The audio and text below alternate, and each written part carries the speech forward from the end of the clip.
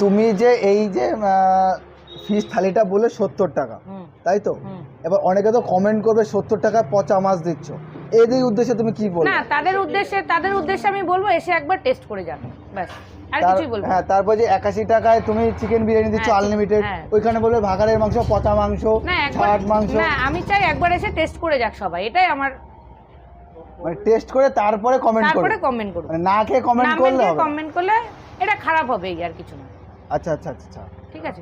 আচ্ছা, এক মিনিট দাঁড়াও, বলছি আমি যখন তো দিদি, চারিদিকে যে দিদিরা আছে এত সুন্দর সুন্দর জামা কাপড় পরে, মেকআপ করে, ড্রেস আপ করে তাদের সেল বাড়ানোর জন্য, তো তুমি এরকম সিম্পলি চলে আসছো দোকানে? আমি সাজলেই যে সেল ভালো হয় সেটা কথা না, আমার কথা হচ্ছে আমার খাবারের উপর স্বাদ, আমার খাবারের স্বাদ আছে, সবাই এসে খায়, সেজন্য আমার সাজা লাগে না, আমার খাবারের স্বাদেই সবাই আসবে খেয়ে।